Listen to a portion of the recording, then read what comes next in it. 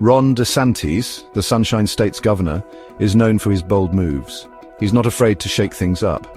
Elon Musk, the tech titan behind Tesla and SpaceX, has a reputation for innovation and challenging the status quo. These two figures, seemingly from different worlds, have found common ground in their pursuit of government efficiency. Enter DOGE, the Department of Government Efficiency. This Florida state agency, some say spearheaded by Musk himself, is laser-focused on rooting out wasteful spending. They're like the financial auditors of the government, shining a light on where taxpayer money is going and if it's being used wisely. Desantis and Musk, through DOGE, have trained their sights on a massive issue, the often tangled web of federal funding. Their claim that the Biden administration has attached ideological strings to federal dollars flowing into Florida, and they're not having it. In an unprecedented move, Florida rejected a whopping $875,132,000 in federal funds. This wasn't about budget cuts or austerity measures, it was a statement. Desantis argued that the conditions tied to these funds were unacceptable, infringing on Florida's autonomy and pushing a specific ideological agenda. The money, earmarked for various programs, came with strings attached. These strings, according to Desantis, dictated how the funds should be spent, often in ways that conflicted with Florida's policies and priorities. It was a classic case of federal overreach, he argued, with the federal government using its financial muscle to impose its will on the states. This bold move sent shockwaves through the political landscape. Supporters hailed Desantis for his fiscal responsibility and his stand against federal overreach. Critics, however, accused him of playing politics, putting ideology ahead of the needs of Floridians.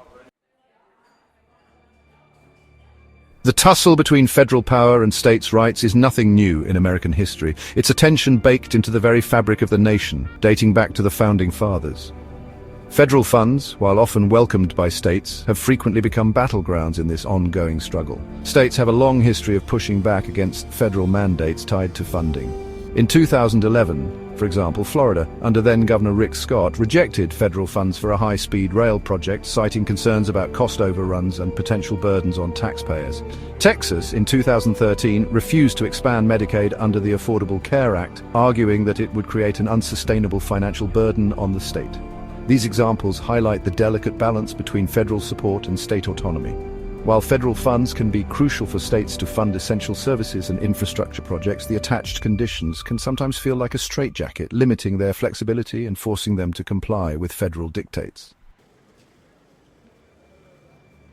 Florida's decision to return federal funds has ignited a national debate about the proper role of government, the balance of power between the federal government and states, and the use of financial leverage to influence policy at the state level.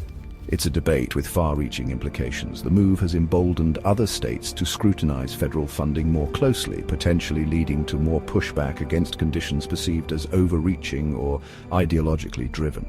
It also raises questions about the effectiveness of using federal funds as a tool to advance national policy goals, if states are increasingly willing to reject them.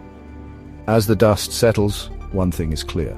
Florida's bold move has upended the status quo, forcing a national conversation about the complex relationship between federal and state governments in the United States. The outcome of this debate will shape the future of federalism and determine how power is shared and resources are allocated in the years to come.